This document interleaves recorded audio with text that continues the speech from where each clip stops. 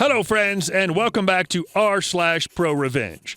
Today we have another set of great stories about crazy people and their revenge. And our first story. Toyota service advisor works his bloody foot off. I worked at a Toyota service department for a few months, and it was terrible. But today was the worst day I've ever had at any dealership. The layout's really horrible. It's in South Carolina where it's 95 degrees Fahrenheit outside in February with 90% humidity. We don't have AC in the service drive where I work and customers arrive. We usually have 100+ appointments a day, split between 6 to 9 advisors depending on staff. We had 6 who knew what to do and 3 newbies who were just now learning that oil and 710 are the same fluid. If a customer comes in, we greet them, get info from the car, then figure out what their concern is. You also try to sell them on stuff based on their past decline services and the pop-up saying, add engine oil to the plug-in electric-only car. So it's got issues. You need to get a customer in and out quick without issues, and with the most stuff to get paid. I was hired by an old manager of mine at his new position when he saw on Facebook me and my fiancé had moved back to town. We're paid based off labor hours sold, percent of parts profit we sell, bonuses for CSI, customer service, bonuses for selling the most of the monthly item, air filter, battery, brakes, etc., and no minimum pay. No hourly, daily, anything. Coming from my old job with my numbers from there, I'd be making twice as much. One of the conditions of my hire is that I'm not to drive customers' cars, as their insurance wouldn't cover me. During my first 2 weeks of learning on the job their programs, my old manager gets an offer to move to another store and is replaced by this guy who is best to call Chad. Chad was this hotshot who was going to set us up to really be a top-tier service department and help us manage flow much better. Well, Chad came from a store who worked on R&R, which is basically Windows 1998 BC. He knew nothing about the programs we were using or, honestly, what an emoji is.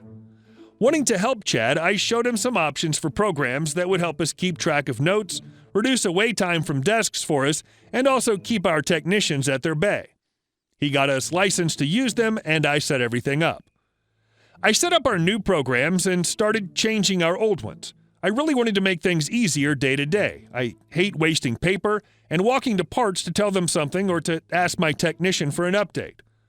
One of the programs was a flagging system showing just profiles you're assigned or create. Certain flags show priority, etc., and you can see all notes on all cars. Message parts and flag to your parts person.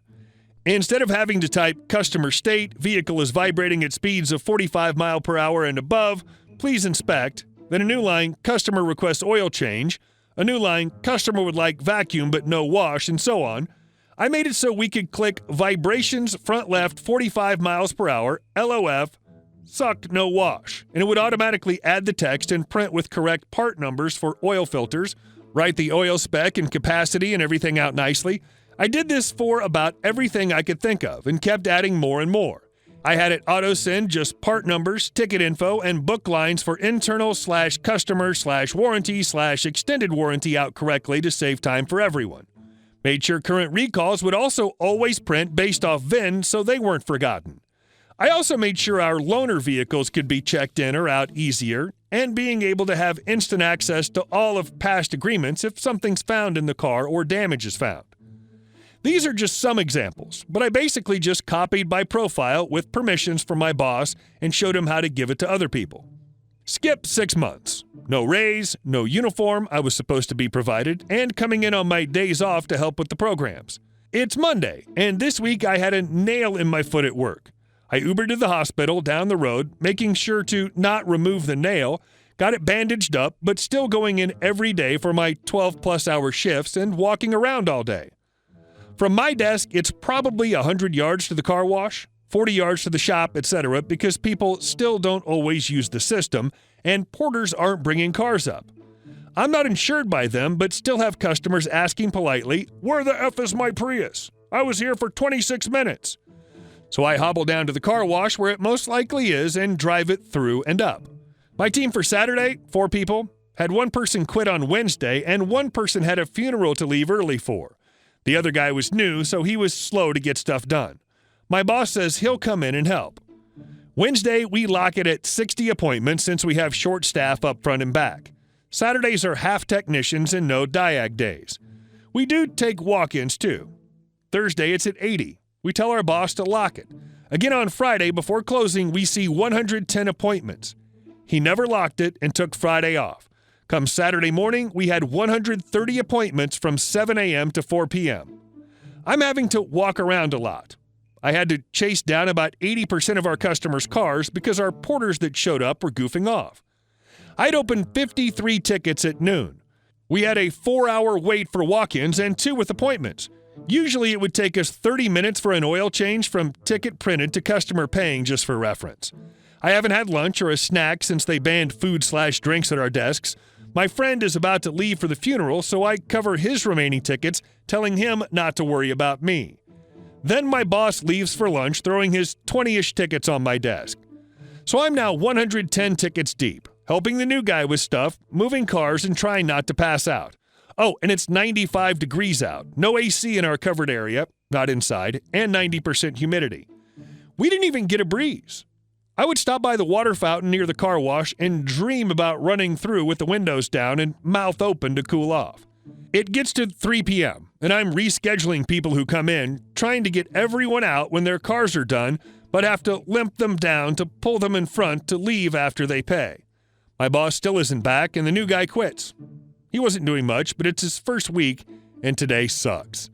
So I called Chad and was sent to voicemail. I explained it to his mailbox, also texted him a brief summary. I then called the GM to explain I've been alone there for 3 hours dealing with an uncapped amount of customers. 5 technicians walked out. I'm still not recovered from my workplace injury, and then I'm finishing my paperwork to take my lunch break at 4 p.m. with at least 50 customers still waiting.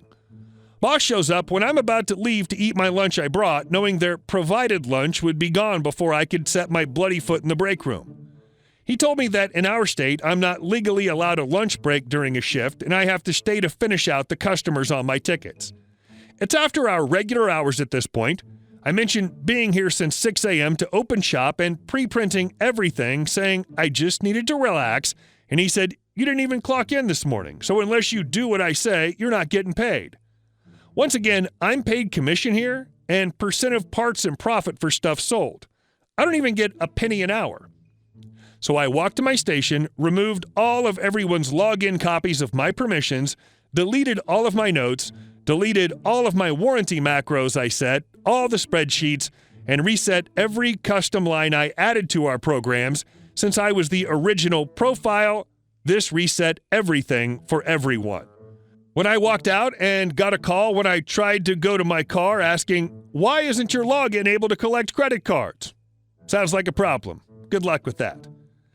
I've never taken ecstasy, but that drive home was about what I would imagine it as. To make things better, I had 2 cars there, so I had to go back to pick one up while my fiancée was saying how I should burn the place to the ground and how happy she is that I wouldn't be working for Chad anymore. We see that the lights are still on in my GM's office and the service department with both of them there. I got in my car, wanted to do a huge burnout, but I got a phone call. My GM asked me to come back at a pay raise and less hours, but I knew it was BS. He wanted to know what went wrong with that day, and if I would come in to discuss it with Chad and him. I just hung up and went home. Chad ended up getting let go the following month since he couldn't get things back up to speed. My good friend ended up getting moved to service manager for a bit, then ultimately moved to Mercedes as a parts person and now director. I ended up going to BMW for a bit after and got promoted past Chad's position. Oh man, they didn't give you a uniform because they couldn't find any pants big enough to hold those cojones. And our next story. Okay, fine. I'll take it to a higher level. After leaving the drive-thru at a fast food place a few years ago, I noticed I wasn't given the correct change. I was missing $2, which isn't much, but still. So I drove back through the lane and mentioned the error, and oddly, the guy knew the exact amount, then left the window and went to the inside counter. I could see him, bent down, then brought me the $2. Seemed fishy. So during the main shift, I returned and went inside and talked to the manager. Since he was the manager, I figured he must not think it was a problem, and it was just a tiny amount of money, but a few weeks later, same drive-thru, same attendant, same thing happened. I gave him a $20. This time I paid attention. He shorted me by $5. So when he came back, I said, I gave you a 20, and he interrupted me and said, oh yeah, I owe you $5. This was too suspicious, and if the manager was too dumb to pay attention, time to go to the main office. If you've ever tried to enter an online complaint for a fast food chain, or almost anything else, it's a nightmare. So I registered it as a compliance issue for the legal department. A few days later, I got a call. When I launched into my story, the guy immediately tried to divert me to customer service, and I stopped him short with my best PO'd mom voice and said, "You need to listen to me now."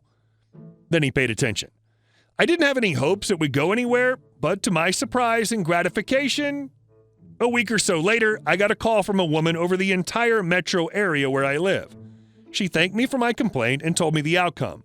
It turns out this site had oddly low sales amounts, but had a long-time crew that seemed dependable. So after getting the complaint, they paid a surprise audit visit, ran a report on the registers, and viewed the videos. They had videos of the register and all activities. Wow, the guy at the drive-thru was scamming every way he could figure out, and others were in on it, including the manager. Almost everyone got fired, all but one employee, as I recall. They were logging in refunds that weren't given, then pocketing it, and several other things, including this guy blatantly just plain stealing money. They'd gotten by with it for years because people were trying to get to work and didn't notice or didn't bother to look into it. Hey guys, thank you all for watching the video to the end, and I'll see you in the next one.